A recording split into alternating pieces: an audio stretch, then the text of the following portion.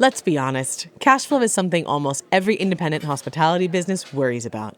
One thing I like about Square is that they don't just handle your payments and point of sale, they also help you access your money faster, with next day payouts available as standard. And when you're looking to grow, they offer funding options through Square Loans and Cash Advance. Square does the Square stuff, so you don't have to. Right now, they're offering up to £4,000 in free hardware to eligible businesses to get you started. Head to square.com to learn more. Square Loans and Square Cash Advance are not regulated by the Financial Conduct Authority. Terms and conditions apply.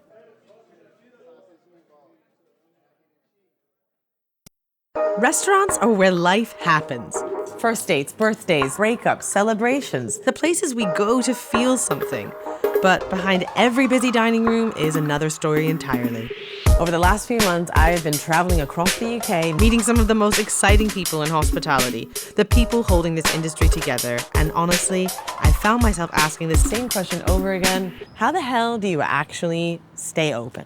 Right now, hospitality is hard, margins are tight, everyone's burnt out, and yet somehow people keep showing up.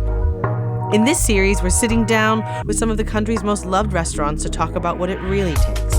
The good bits, the chaos, the money, the pressure, the passion, and why, despite everything, they still wouldn't do anything else.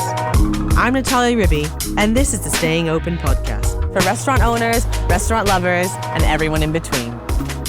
So on today's podcast, we are in London at one of the most beautiful restaurants I've ever set foot in, Gymkhana. We're upstairs actually at their bar called Number 42. And we are joined by one of the co-founders, Sunaina Sethi, which I am thrilled to be sitting with. Welcome to Staying Open. Thank you so much for taking time out of your insanely busy schedule. Thank you for having me. It's very exciting. It is exciting. You have a very exciting group. JKS Restaurants is like world domination. You've got, 19 in London. Yeah, almost 20 in London, yeah. A handful in the US, Yeah. a handful in the Middle East. Yeah. It's quite a big group. I feel like I remember moving to London 14 years ago and sort of hearing about Trishna. Yeah. And It was probably only Trishna. Yeah, it was only Trishna. Yeah. So that was the baby. Yeah. And I mean, you and your brothers have zero hospitality background. Correct, yeah. Which shocks me, is it's not a particularly lucrative business. Like, you don't go into restaurants being like, I'm going to make loads of money. It's the right thing to do. Yeah. No, absolutely not. It's and it's funny because we opened Trishna back in 2008 and everybody was like, what are you doing? They thought we were mad, and a lot of, close family, friends, etc. So my dad, my brothers, we all sort of, we went into it together, and the timing as well, November 2008 is when we opened Trishna. And so, how old were you and your brothers at the time? So I was 21. I was actually living in Germany at the time. Right. I had my 21st birthday in the private dining room at Trishna in the soft launch, which was great. So I was 21, Karim was 25, and Joe was 29. Okay. And but Joe had a full-time job with Barclays. Karim is the one all he ever wanted to do was open restaurants, right? So this kind of came about, and the opportunity for Trishna came about as in the site on Blandford Street, and everybody was like, the easier ways of making money. Sure, there's we have no background. You have no background in hospitality. It's a very tricky sector, difficult business.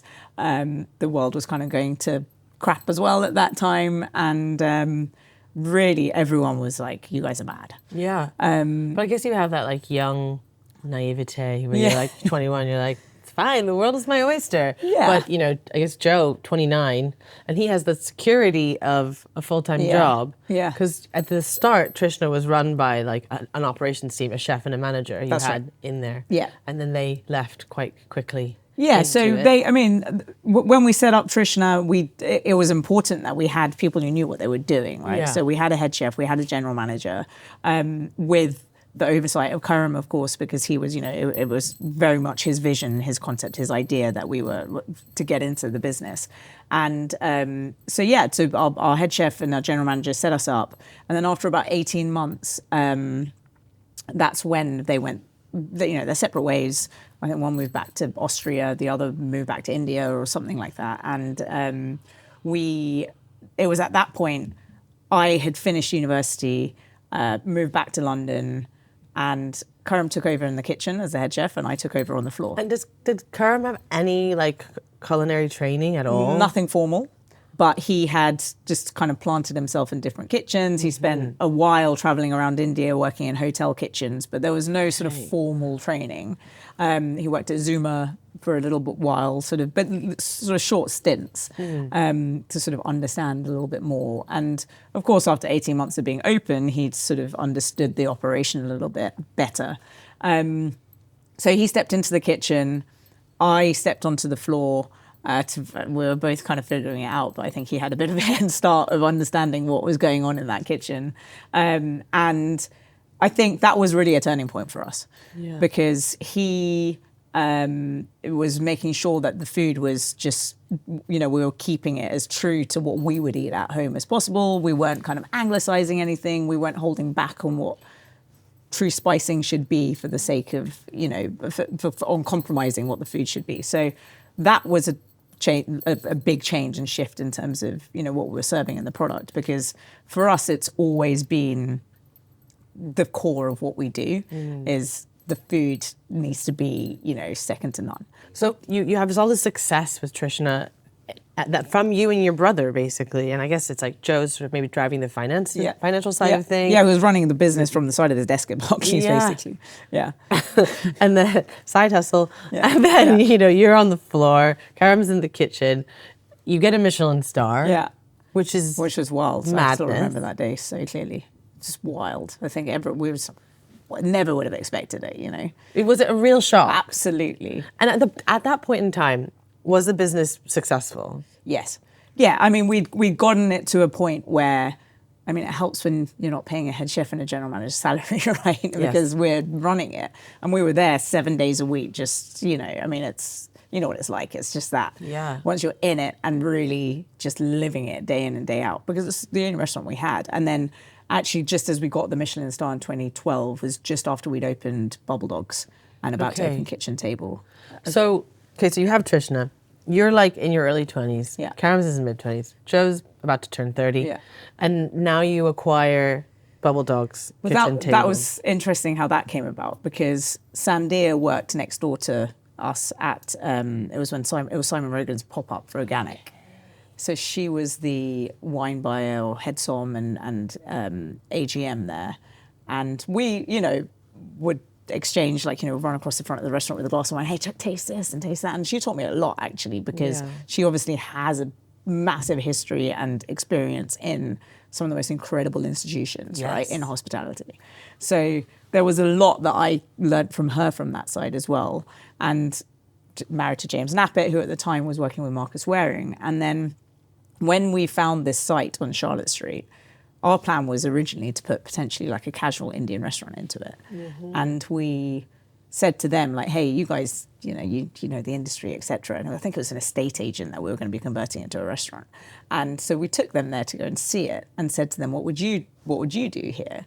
And James said, I'd do a kitchen table style, seasonal, daily changing menu, etc. And Sandia said, I'd do a champagne and hot dog bar. And then somehow they were both born into that, into that space. And I guess it's like that, with that conversation, obviously they're a front of house and a chef with no capital to then open their own sites. So I guess you three were like, okay, well, let's make that happen. Yeah, and exactly. That was the birth of your first, what you would call a chef-led restaurant in the portfolio. Yes, that's right. And we have a couple of them in a few partnerships in the business, and they all sort of work slightly differently. But it's, for example, with Bao, when we approached them, it was literally a cold email to info@Bao London. Hey, do you guys want to open a restaurant? Because at all of the street food festivals, they were the ones with the longest queue. Yeah, I mean, I used to go in London Fields. Right. I would just, be hopeful that I could get one. Right. And so that was, and then they were like, yeah, well, we know how to run a stall, but we don't know how to run a restaurant. It's like, well, feels like a really perfect partnership, So it's worked in different ways. And then other times we may have had people approach us with a concept where we feel, okay, there's alignment and, it's something that we could definitely sort of, more than anything, it's seeing ourselves working with those partners. And we'd spend the best part of 12 to 18 months sort of working together before we know how long it takes to open a restaurant anyway. So you spend enough time with each other to know as to whether or not that you are aligned and that the vibe is right, before opening something together. And there's the partnerships. I'm so interested in that because I think that, like, obviously I am an owner operator of a very small independent restaurant, and I do it on my own. That comes with so many challenges, and it is very scary, and the financial burden falls on me for everything. I guess, like, how does that work with your partnerships? I mean, that sounds like a dream come true. I would love a partner. Well, again, they're all structured slightly differently, but it's really, I think what we can bring to it is, and where we felt that it sort of made sense is that, we want to, and we've always wanted to open restaurants that are sort of, leading in the cuisine. But for example, we'd never go out and ourselves create a, say, Spanish concept or, I don't know, Italian or one of those concepts, because that's not necessarily what we're familiar with, or we don't feel that we would be able to do that. So where we find a partner who we believe can do that, that's how a lot of these partnerships came about. And I suppose giving them the opportunity, the way it all started really was giving them the opportunity to just focus on that, the running of the restaurant, and we can sort of assist with a lot of the, the back end stuff, the finance, the HR, all of those bits, to really give them the opportunity to focus. And again, depending upon who it was, the sort of what we can provide and the give and the take is sort of slightly different, right? We learn as well, when we're working with operators who have been in the industry for so long and have worked in so many different places, it's a really good opportunity for it to sort of work both ways. And where our input comes in is different, and like obviously the synergies you can get from having multiple different sites.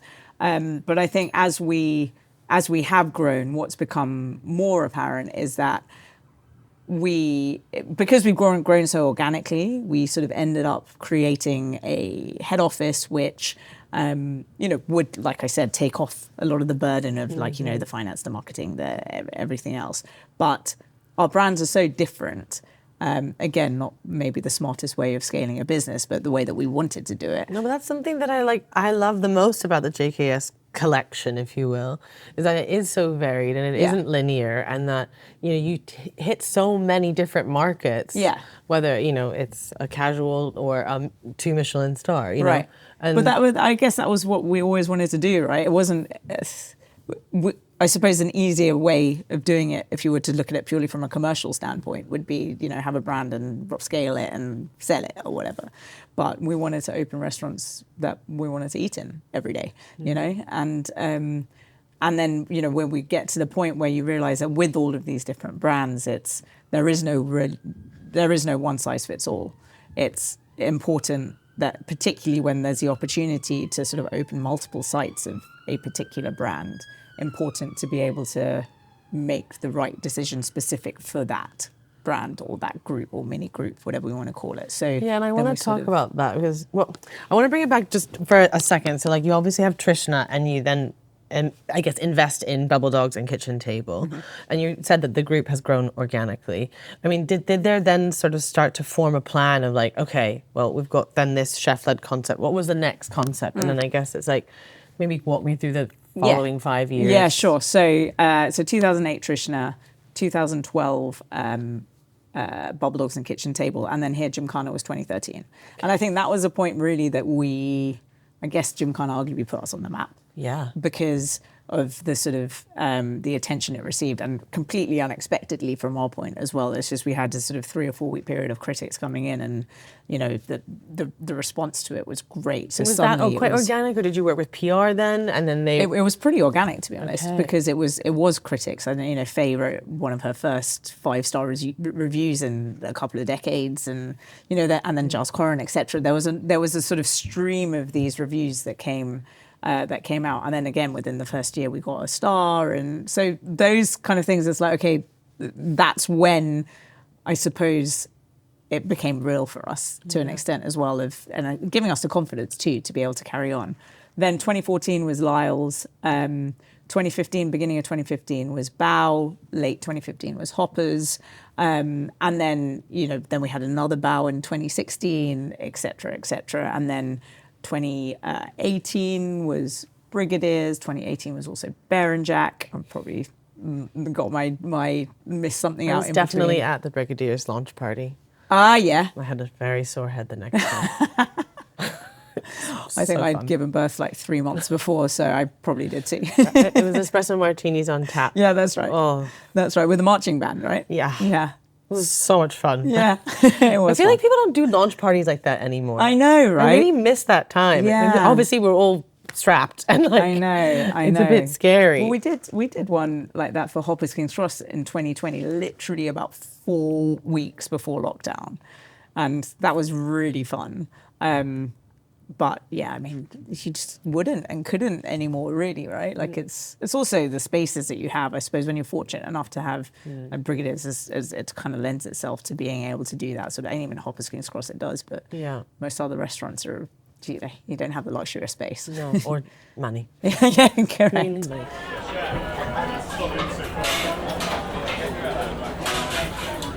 I do want to talk about money. I know. Because I don't have a lot of it. Obviously, I'm like a one site. You know, I can't compare JKS to my tiny restaurant by the sea. But I guess in terms of like turning profit, but you know, I guess healthy debt, investment. You know, I don't know if you can touch on a few of those things. Yeah. Because you have such an amazing portfolio as a group, and I think a lot of people will look at that with a little bit of envy and jealousy, and you know, are like, bravo, go them. But like, how the fuck did they do that? I'm definitely one of those people. Yeah. I mean, look, I think for us, there's obviously luck involved, and we've been in fortunate positions to be able to have opportunity, and we've had great support from our parents as well. I think, you know, Joe is great. He's got a fantastic network as well, and I think along the way we have sort of spread that network. And now, obviously, with the US, etc., just spreading and making those connections and contacts as we go. We, from an investment side, have sort of gone through various iterations and various raises, etc.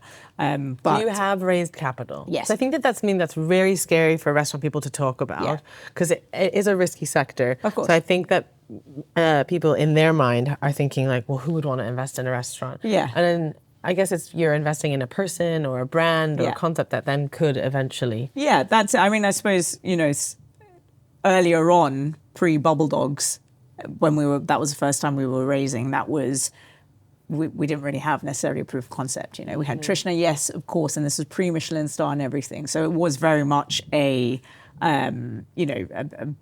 private, close friends, etc. via Joe's network. Yeah, but you've got to use your network. And I think that's I always say in a lot of Ladies of Restaurants events, your network is your net worth. Yeah. Because it is so indicative of like the opportunities that you can create for yourself. Exactly. Yeah, it's so true. And I think it's also, you know, obviously the financial side is one thing, but the other opportunities that also present themselves to you and you open up because of the conversations that you can have, because of the dots that you can connect is huge. Which is people. Absolutely. People are currency. Yes. In a very positive, beautiful way. Exactly. Okay. So yeah, so I think it is, I mean, for me and for us particularly, so many of these opportunities. I mean, if we think about Lyle's, for example, it came our way because we met James Lowe at the soft launch of Kitchen Table. So that was when the sort of connection started. And, you know, so there are lots of, if we look back at all of the opportunities we've had and how things have come to fruition, you look at all of it's all, you know, that's just how many few degrees of separation to then be able to sort of fulfill. The world is a all this. village. Yeah, absolutely. And more so. Yeah, for sure. So you have had a lot of success. Obviously, you've helped build incredible brands. I mean, even, you know, Bao obviously is no longer with the group. But is there this ever looming fear of like failure and closure? I mean, we're seeing more and more restaurants close in this current climate. We have a government that doesn't really give a shit about us. I mean, you do run one of the most successful restaurant groups in the UK, and now, you know, building brands in the US. What I wake up in a panic most days looking at my bank account. It's so fucking scary, right? Like it is, and it's more than ever. It's you even just to stand still, you're having to do more and more and more and more, and it's exhausting because it's, you know, it's just like one thing after another, and it's felt like that for sure it's, I mean, it feels extremely relentless. I think all we can do is, I feel like it's one of the most resilient industries, but there's a limit as well. I just And feel we like at keep one going, point, keep getting punched and back. I do feel that the resilience is the reason why we get ignored. Yes. Yeah, true. It's just like, oh, well, they'll just keep going. Yeah, And yeah, like yeah. everybody eats. And Yeah. it's like, I can't keep going. No, I know. And it's, I mean, we feel the same because it's just like, and it's felt particularly like that sort of obviously post-COVID as well, where it's obviously that was one thing after another. But even more recently, you know, and obviously you mentioned the government and like just how it's just not, it feels almost like it's not feasible for most sort of independents to be able to function anymore, you know. And it's sort of, when we look at our group as well, we still look at our individual brands and restaurants to see if they as a standalone business are viable or not, you know. And you can see how much pressure there is on those P&Ls to actually make them commercially viable. So have you ever had to make some like pretty tough calls that are, because it's such an emotional industry, Of course. it is run by people, but sometimes you have to make decisions that will upset people. For sure. And I think, you know, obviously post-COVID, we had to make a couple of decisions on not reopening a couple of our sites or converting them into something else. And also, I think what particularly the last sort of 6 years have taught us is making the right decisions, or not right decisions, but making decisions and taking tough calls quickly and trying to remove too much emotion from them is really important. Yeah. Because, you know, we had projects which were sort of in build phase and something wasn't quite right and we pulled the plug, you know, after the restaurant has started to be built, because it just wasn't, we didn't feel like it was the right concept for the right place, you know, and we didn't necessarily have the right people in place to be able to execute it. And if we'd played it forward, we realized that we would have spent the next 12 months trying to make that work. Yeah. And that's a distraction from everything else that we've got going on. Because you just have to then just take it on the chin. Yeah.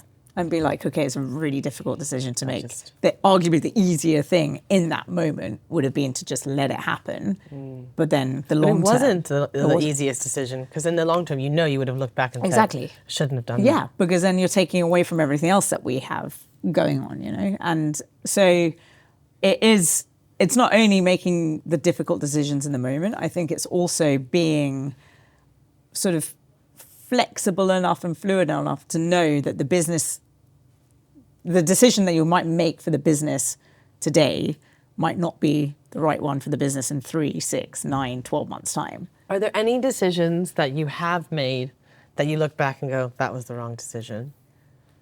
Probably. Lots of them. I mean, What about like with people? Like, I know that I've definitely had a few issues. Not issues is the wrong word.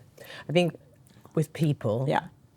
I've definitely had a lot of long-term patience with team members that maybe I should have let go to relieve myself of some of those headaches. Yes. But had the belief that, you know, the glass is half full and they're going to come out the other side and it's going to be fine and I'm investing in them. Yes. And obviously you are the chief people officer for the group. Like, have there been some people issues? I mean, always. You know, when we still in the pubs in Bow, we were like 1,400 people. So it's a lot of people to manage. And also it is very much a people-led business, as you know. And, you know, we, like you said, you invest a lot in your people because ultimately they are the face of the business. And, you know, we can't be in the sites every single day, but all we can do is try and sort of, you know, pass our vision on, get them bought into the vision. But it doesn't always work that well. Then I guess that's a case if they weren't the right fit, you know? Yeah, absolutely. I don't necessarily think it's always a fit thing, right? Like, and you know, like I was saying, you do have to be able to sort of change, pivot, and ultimately sometimes go back on some of the decisions you've made for the longevity of the company, for what's right for now as opposed to what was right for then. And it's unsettling. I mean, I sometimes find it unsettling where you do feel like, okay, we did that, but no, actually, no, we're not going to do that anymore. We're going to move to doing this. But I guess we're allowed to change our minds. We are, but I completely appreciate that for some people that can just be a bit too much. Yeah. Which is fair because you want security and stability and know what's happening next. Yeah, of course. But I mean, with the nature of our business and the way we are, we have to be able to do that and to iterate and make sure that we have the right resourcing and people have got the right focus, and otherwise you kind of go down the wrong path for too long, I feel. Do you feel like, I mean, you have some employees that I know that have worked with you for like a really long time. Yeah. And they're like key roles within the business. Yeah. Do you feel that investing in some of those people have been the real reason that you've been able to grow some of the concepts? Yes, for sure. I think it is. They're at the core of everything that we do, And I think we really have people who have worked with us for, like you said, particularly in the kitchens, people who worked with us for sort of 10 plus years, 14 years, and it's really it's fundamentally down to them, And if we think about all of this international expansion that we've got going on as well. It's ultimately the people who are at the core of that, who really get us, understand the brands, who can enable us to translate that in other markets as well. So, yeah, definitely. And it's those who are sort of coming along for the ride, and they sort of just get our chaos and our beautiful chaos, we call it. So you are expanding into the US, which is amazing. And I feel like I'm seeing a lot of UK businesses or people going to the US financially a lot more lucrative.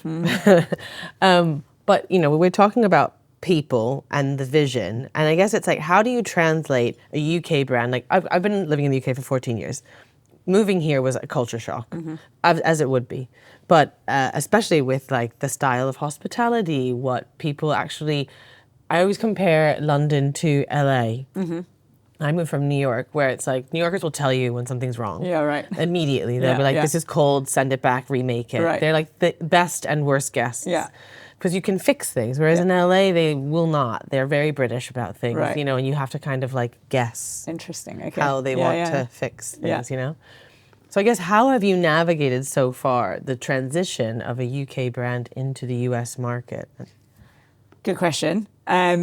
We actually spent quite a lot of time deciding what the brand was. So, for example, I'll talk about New York now. What the brand was going to be going over there, to make sure that we could tell the story in the best possible way. Number one. Number two, it's obviously, again, it's all down to the people, right? So we spent 8 to 9 months recruiting our GM. And as soon as we had our exec chef as well that we recruited out there, he spent 4 to 5 months in our kitchens over here with us. And so just really trying to, and we're fortunate, right, that you already have the sort of ready-made one here, that you can sort of immerse them into it. And so they can really live it and breathe it and then be like, okay, we got it. And how they can then translate it over there. And for us, it was so important not to be like, okay, copy paste. Let's just take this. We've got everything sorted. Just drop that into New York City, It was very much, okay, what do we have to do when it comes from, okay, the descriptions on the menus. Maybe things aren't as familiar over there. What are the cuts and meats that we're using, availability of produce, etc. So really making sure that things were tweaked whilst protecting the brand and what we were standing for, but so that they could be translated in a way that was received in the best possible light, in New York, for example. And like I said, the people, we need to have those people in place to be able to help us do that and to be the translators of that, if it makes sense, right? And so I think really we learned so much by going through this process and having the right people along with us and hiring the right people as well to make sure that we are, we're A, not making any cultural faux pas, but B, setting ourselves up for the brand being received in the best possible way as well. And so it's firstly, I mean, New York hospitality, amazing. The people that we have, and like I was out there for the sort of first few days of training. Spent a few days with the management, a lot of who had already spent some time here. And then when the rest of the team came on board, about 80, 90 people starting, it's a big restaurant.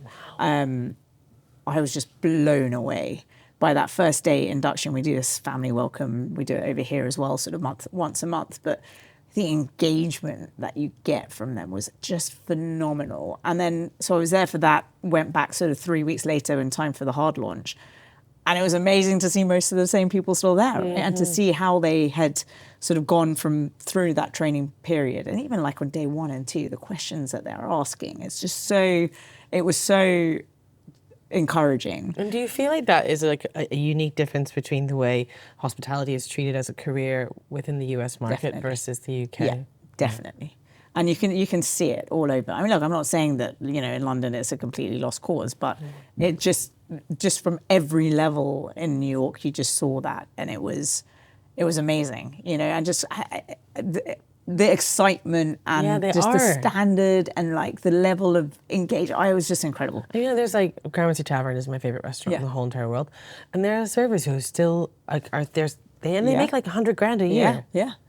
Yeah, seriously. Some of them more so, right? Yeah. Because it's crazy, but it's set up for that, right? But they're still excited and enthused by the restaurant and what they're doing. Totally. And you see how seriously people take it. It's not just a means to an end. It's really a career, like you said, and it's knowledge. Amazing. Yeah, the knowledge is insane. I do feel like Missy and Gabe at Rita's train their staff in a very similar way, because I was there last night, and the way this server was describing the specials and the dishes, like every ingredient, and like walking me through that, I was just like, I was really blown away. Yeah, without it being robotic. No, it wasn't. Yeah, it wasn't. Yeah. It was like, this is this, and this is how we prepare this, and I was like, well, I want to eat it. Yeah.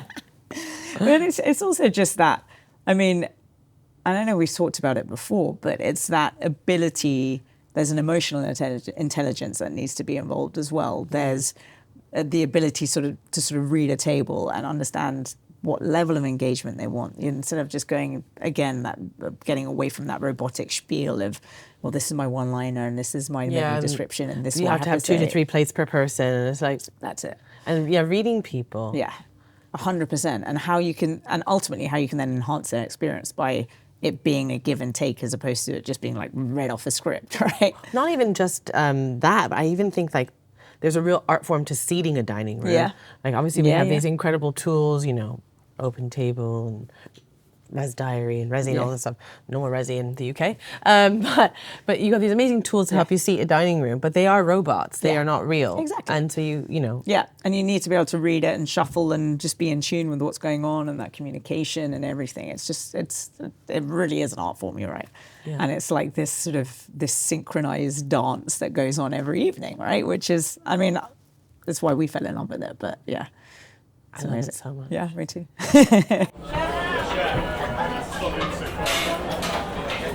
Maybe from an education standpoint, like if you think about it, you have so many hospitality and renowned hospitality programs and schools, etc., in the States, but here maybe more in Europe, like you go to Switzerland, etc. Switzerland, But I would never go to a university to study hospitality, because I think that financially it's inaccessible. Like to go to Cornell or go to Lausanne, like that's so expensive. It's so expensive. And I guess, there's a lot of talk about free stagiaire programs and that being an abuse of free labor. Yeah. But I think it can be, and we've seen that in, the news, but it can also be, a way to learn a set of skills without having to necessarily pay for it. But again, then that comes from a place of privilege where you have the ability to then work for free. And not pay rent. And pay rent and, and live your life. But I think ultimately it stems from an education, not education in terms of from an institutional point of view in where you can go to study these things, but really from the point at which people are considering careers. It was never talked about with me in the UK ever. And there was no representation of any hospitality companies or the concept of working in hospitality, you know. And I wonder if it is a sort of a government policy, people who are running this country sort of thing. Because, I mean, not that we're going to talk about the current president of the United States, but like if you look historically at some of the presidents of the last 20, 30 years of America, like Ronald Reagan was an actor. Yeah. You know, it's like they're coming from a place of like humility. Well, the current one was in the Home Alone, wasn't he? So, Yeah. Home Alone 2, so, you know. So, I mean, like, you know, they have colorful backgrounds. Yeah, They're not very, like, linear straight into politics. Sure. Whereas in the UK, it's like they go to the best schools and they go around the same people. And, like, they're not working in a restaurant. No. And so, therefore, have little to no understanding of this industry. And yet are writing policy and governing us as clumping us as well with other businesses that operate completely differently. Totally. Like I think some of the adjustments to the new Government Act, you know, are really centered around more of the, you know, the Amazons and than they are the restaurants. Right. But yet we're shoved in with that. Yeah. Abusing people on hourly contracts or 0-hour contracts. And it's, I think, and I would hope that you would echo this, like hospitality industry works really hard to be fair and pay fairly. Absolutely. I totally agree with that. And I think 100% agree with clumping us in with other industries. But I also think that there's just a massive lack of understanding of the challenges that you face on a day-to-day. And then, you know, I appreciate whenever it was in 2024, the new trunk and tipping policy, right? I appreciate what they're trying to do there to stop the system being abused. But a lot of it comes from a place of no real understanding as to how things work. No, and I think that even the trunk and tipping system for us comes from a place of trying to make a business work and survive. Yeah. Yes, I don't want to pay people a base salary of, you know, 12 grand and then top them up with trunk. Yeah. But from a business point of view, it's almost like we have to come up with systems. Because of all the other things. Exactly. Yeah. Exactly. Yeah. So it will only be abused if the base is not sustainable, right? Like that's the point. And the base is not sustainable right now. Yeah, that's it. When we did the Gymkhana Vegas launch party, it was just insane. And there was a night where, probably the first time in like 10 years, me and my two brothers were sitting in the Aria fucking 24-hour bar or whatever. It was like 4:30 in the morning. And we just looked at each other and they're like, what the fuck? Like, what is our life? What, like, how the fuck do we get from there to here? Like, it's just wild, you know? But I guess, I mean, it's been like, what, 20 years? It's, 18 this 18, year. yeah, 18 years. Yeah. Like, it's a marathon, not a sprint. Yeah. Like, you have built something. Yeah. I mean, we live in like such a fast, True. overnight success. Yeah. And it's like, but then you have to sort of check this, like, okay, it has been 18 years, you know, it's a long time. Yeah. You know, it is a long time to have built, but it doesn't feel like it's been 18 years, you know? yeah, I feel like it was just yesterday. Yeah. Yeah. Like, all of your openings. Yeah. And do you guys have arcade? Is that part of you? Or like no, so it was post-COVID, it was a management contract. Okay. So we helped with the creation of some of the new brands, and then we operated it for a bit, and then we set up the management team to continue it. Okay, great. It's because it's such a beast in itself, It right? is. That it needs its own focus and attention. So we sort of got it to that point, got the right people in the right places, and then off they went. So you're opening brands, you're developing concepts, you're helping chef-led businesses open, and then you're like management consulting. Well, I mean, yeah, I thought I did a lot of interesting. things. Keep it interesting, right? Also, arcade was another great launch party, I have to say. Yes. Yeah. That was It very was fun. fun. We also did the 50 best restaurants there. Did you? The thingy when there was that huge party. That was fun. That was really Love fun. those 50 best parties. Yeah, they're the really Clove fun. Club used to do a really good Yeah. one. I don't know if you went to some of those. No, I don't think I did. There was The like we one did where at like Massimo Arcade. Bottura was just like in the kitchen making pasta Oh for my people. God, that's and I so was good. like, what is my life right now? Yeah. This is so silly. I love it.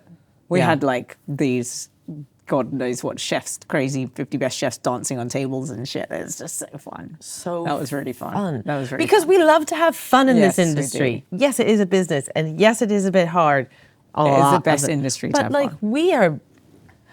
having a good Yes. time. We are, because it is. It's just about bringing people together, isn't it? Yes. And with great food and great drink and great atmosphere. So what can go wrong? Speaking of great food, we've got some food in front of us. We do.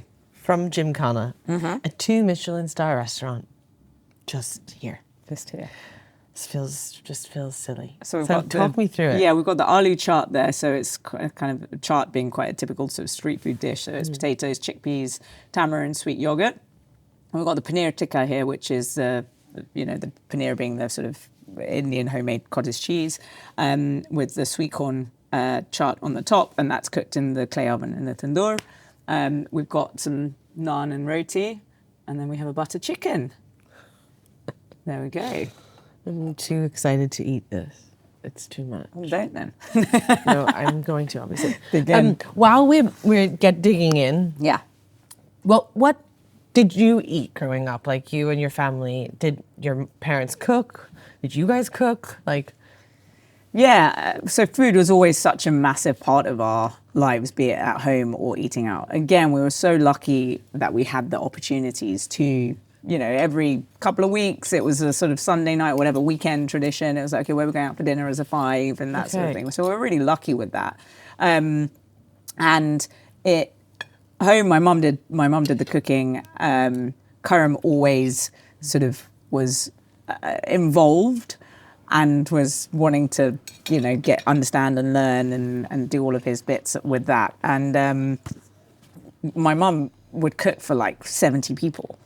And because they were entertaining a lot, right? And I think that's where we kind Why of were got they the love for it. entertaining a lot? Just like that. Just because they had loads of friends. My dad moved to London in the early 70s. My mum, after they got married in the late 70s.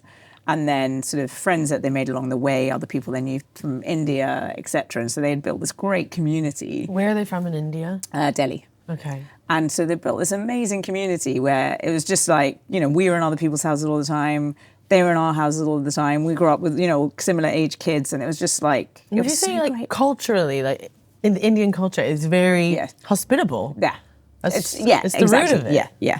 Very hospitable. And, different parts of India have different sort of versions of it, I suppose. Yeah. I guess my family being a sort of Punjabi North Indian family, it's very much at the heart of what we do. It's just like overly generous, overly, just if you leave not feeling sick, we've done something wrong, that kind of thing. And not hammered. We've done Oh my God, when am I something coming wrong. over? Yeah, anytime. It sounds like my kind of place. Yeah, exactly. I'm being stuffed and I'm going to be a bit tipsy. Yes. Yeah, great. Why not? Your relationship with your brothers, obviously, working with your brothers and your husband. Yeah. Like, what is that like? I've worked with a partner before and I'm scarred for life. I don't want to do that again. But maybe I should. Like, Yeah. how do you make that work? You're like, it's terrible, actually. There's not enough therapy in the world. No, look, we're very fortunate that it does work. I think we have our lanes in that we've naturally found these positions and our sort of areas of responsibility which complement each other really well. Took a bit of time to get to that point because when you've got 1 or 2 restaurants only, you're kind of stepping on each other's toes. Yeah, a little like bit. touched on that a little bit. I guess, it's the start. Like, Karam's in the kitchen, you're on the floor, Joe's, ruling the finances, Yeah. your siblings, Yeah. there's an age difference. Yeah, I'm the little sister. You're the little sister. Yeah. It's tough, right? Particularly when we're also figuring out what we're doing as we go along. It's not like we knew what we were doing, if I'm honest. And was there ever a moment where you were like, fuck this, I'm getting out Oh of yeah, here? loads of times, quite often. But it was also because I suppose I got into it thinking it would be a temporary thing, if I'm honest. It was just like, yeah, I come and help out for a bit, and actually within 5 days, I was like, no, this is it. I didn't know that this was a possibility for me to have a career in this, and started doing my wine stuff, and really getting to grips with the sort of management of the restaurant, understanding all the aspects of it. So, but yeah, it's hard, right? It's because I was living with Karan, my brother, as well at the time. We were living with our parents still. You're there like 100 hours a week, trying to figure it out, make it work, but you you're still, you've got your opinions and you're stepping on each other's toes. You don't know if you're doing the right thing. But I suppose as we grew, and yeah, I think it's a confidence thing where you're like, okay, maybe we've got something here that could work. But also it's really that moment where you're like, okay, on this area, we've got enough going on now that on this area, whenever it comes to the design, the concept, the food, whatever, we know that's Karam and we trust him implicitly and we know that he can just get on with it and just do it. And, we'll throw our opinion in every now and then, but ultimately we trust him. Yeah. Similar on the finance side, on the investment side and everything else with Joe. My role's gone from operations, beverage into people and, so on all of those areas, we trust each other to just get on with it. Yeah, so you put some boundaries in place. Yes, exactly. You obviously have 2 kids. So you're a working mom. Do your brothers have children as well? We've got 7 between us. Wow. And they're all really close in age. So, was there a conversation around okay, guys, I'm going to try and have a baby now? Or absolutely not. No, it was just they're 7 within 6 years. Yeah. So it just all happened. We all got married within a year after each other. So 3 of us got married within 2.5 years. So it's just it was inevitable, right? That it was going to happen that way. And it's great. Joe's got 3 boys, Karam's got 2 girls, and I've got 2 boys. So it's chaos. So actually we're at that time where if we need a bit of calm, we're the meeting point is generally my parents' place. We all live really close together. So you all live within a mile of each other. Oh my God, is that nice? It's really nice. It is really nice. Do you feel though having I'm 40 and I don't have any children. I don't know if I want to have children. I feel like that's something that gets talked about a lot as a female entrepreneur and in business. Do you feel like it has ever limited you, or did you always want to have a family? I did always want to have a family. I guess it's has it ever limited me? It's a good question. It's a lot, right? It's just a lot. It's the younger one is going to be 5 in 10 days time. So it's birthday party, okay, entertainer, okay, whatever, take home presents. Yeah. My in-laws are visiting at the moment, so it's okay, what are we doing for dinner tonight with them? What are the kids doing for dinner? The kids are on school holidays. And then we've got an off-site next week. We're going for a couple of days to Lisbon with the senior leadership team. And I'm the one that's organising it. So it's okay, so what are you doing on day 1? What are you doing on whatever? And then there's a day-to-day job, right? There's a day job of everything that we do with running the business. So it's a lot. It does get to a point. How are you managing that? I'm tired just listening to you.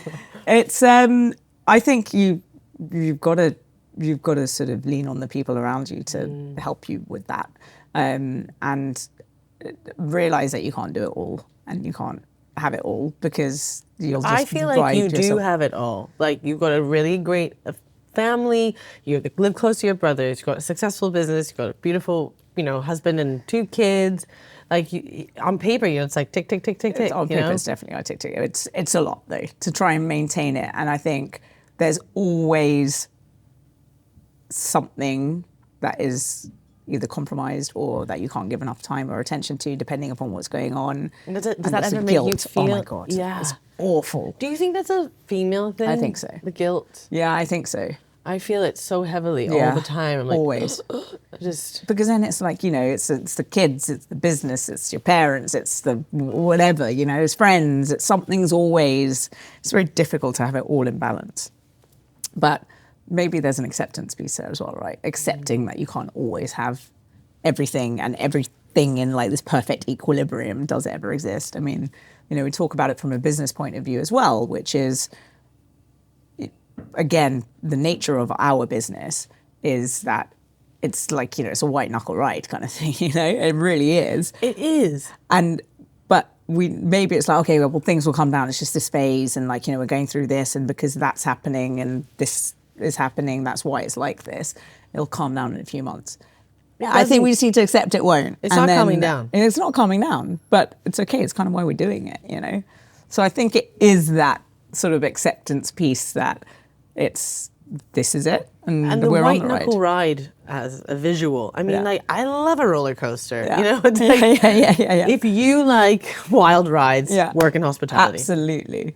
and it's fun, right? I think it's the attraction of it as well, which is, if it's boring, I think it would be difficult to go from a hospitality white knuckle ride to a sort of, day job 9 to 5. No, I Just just wouldn't. don't I just think I couldn't could do it. Yeah. Do you think you could ever work for someone else? I think so. Convincing. Maybe. Depends in what way and on what. Never say never. I think everything, there have been times where it's like, actually, it would be quite nice to, so I could have a bit more structure and formal sort of, because everything we've done is, I keep using this term, but it's maybe a little loose. Like, we made it up as we've gone along, sort of thing, But you learn by making mistakes, and you learn by doing, which I think is valuable. But sometimes it's like, okay, it would be nice to have a bit of structure. It would be nice to be able to just switch off a little bit, or just not in a negative way, but just feel like there wasn't this immense pressure on, sort of making everything work and everything balanced. But is there a world that exists where we don't have pressure, and is pressure what is needed to drive ourselves to move forward constantly? Maybe. And maybe it's a personality thing as well, right? Yeah.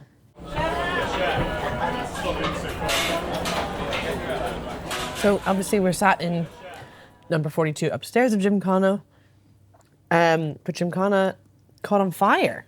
Yeah, it did. In 2019, there was, the duct caught fire. That was an awful time.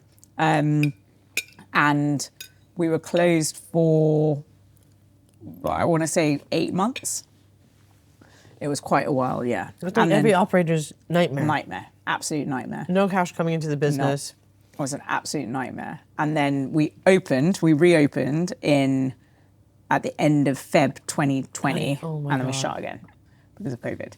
But I guess this business would have been financially buoyed by the other businesses, or are they all independent of each other? They're all independent in terms of sort of as companies, but they sit under a holding company. Okay. So particularly because they're sort of shared resources, etc. Right. But yeah, so no, that was awful, but everyone was okay. Back. Everyone was okay, thankfully. That was the most sort of the worrying thing. But did you ever think for a minute, like, well, I don't think we can reopen? Yeah, I mean, all kinds of things go through your mind, right, when you see it happening. How bad was the fire? It was pretty bad, but actually, what happens with because it was contained, it was in the duct. What happens with a lot of these things is, as soon as the fire brigade come in, and as they should, they have to sort of get through ceilings and put things out, and so the smoke and the water damage is ultimately worse than what the fire would have done, Yeah.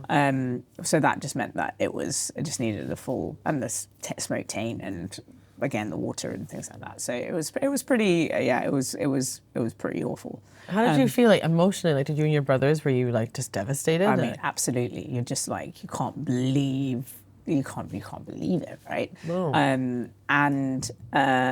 So the next few months were pretty challenging. It feels like so long ago now. It's wild. It's like 7 years ago. My God, it feels like a lifetime ago. But we're very lucky in that we bounced back. I mean, obviously it took a lot longer. We did the whole sort of relaunch and had a great sort of curated dinners, etc., and then shut down for COVID. Yeah. So it felt like one thing after another, but here we are, thankfully. And then we opened this a couple of years ago up here, as well as the sort of the lounge above. Did you already have this space, or it didn't belong to us. Okay. As in part of the landlord's building, and then we essentially acquired it so that we could turn it into this. This is fun. It's absolutely stunning. Yeah, it's a fun space. We sometimes do private dining tables up here as well, or it's open as a sort of lounge bar with DJ, etc. And I haven't been yet, but the images I have seen of Ambassadors Club are equally phenomenal. Yeah. Why did you call it the Ambassadors Club? Yeah, so my grandfather, my maternal grandfather, was in the Foreign Service. And so he was an ambassador. And my mum, being the youngest, actually was traveled around with him a lot, so wherever he was posted. So he spent time in various places within India, but also sort of Kenya, in Holland, in Dublin, and sort of moved around quite a lot. And so my mum did with him too. And one of the places that he was stationed was in the Punjab. And this was around the time of partition, or post-partition, I should say.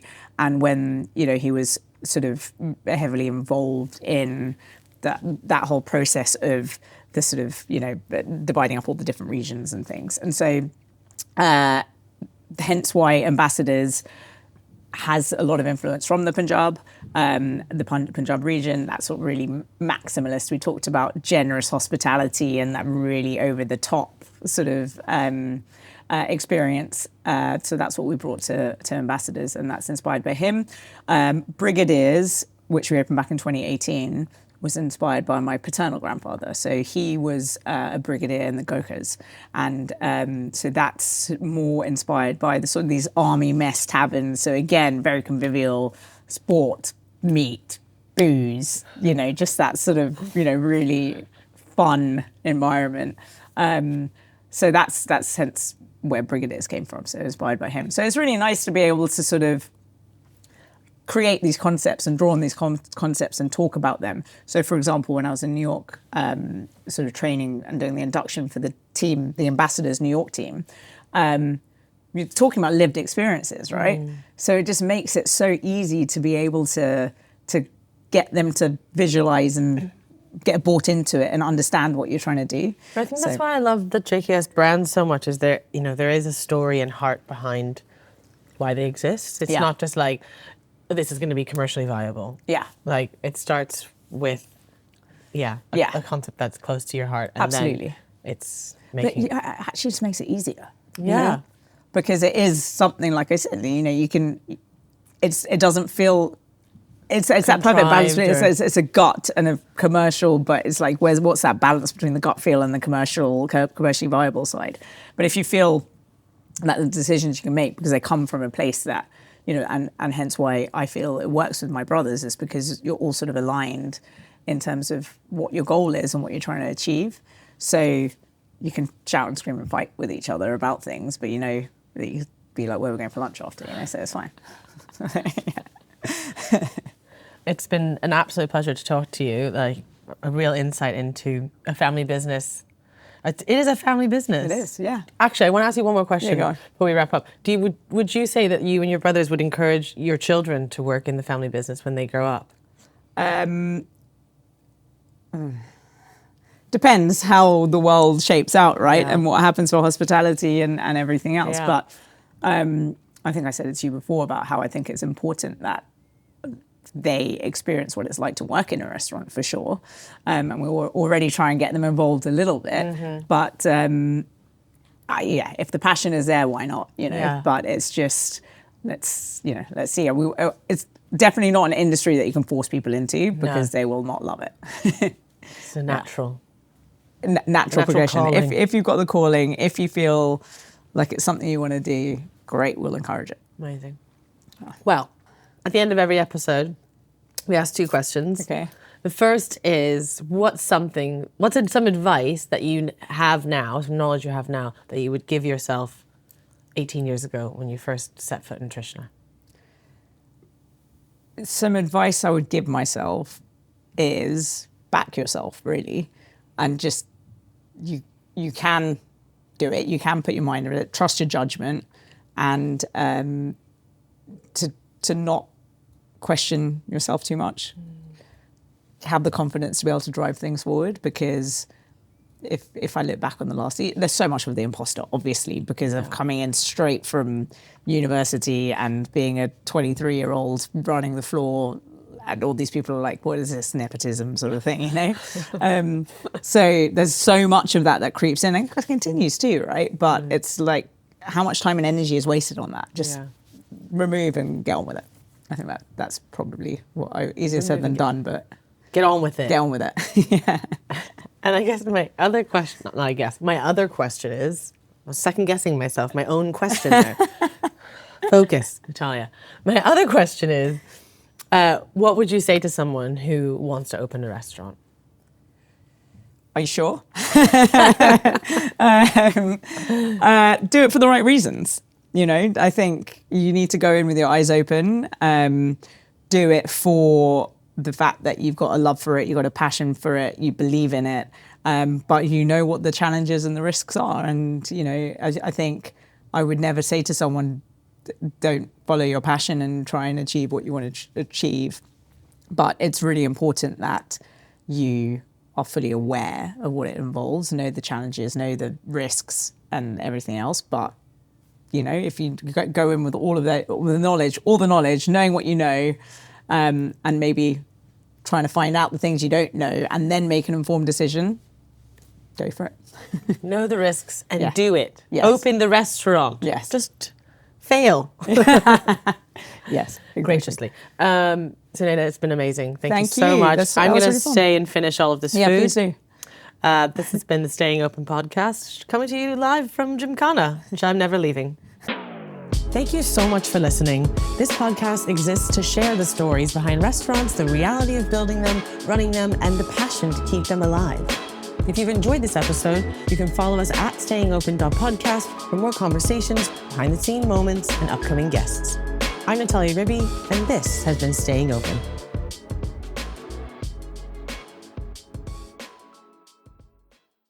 My favorite systems are the ones that just work together. In hospitality, you've got reservations, service, payments, rotas, stock, reporting, and when none of them talk to each other, things get messy fast. Square's restaurant point of sale helps connect front and back of house, and it integrates with over 100 hospitality tools, including platforms like OpenTable, Tenzo, and Stampede. Less time chasing information, more time creating great experiences for your guests. Square does the Square stuff, so you don't have to. They're offering up to £4,000 in free hardware to eligible businesses to get you started. Head to square.com to learn more.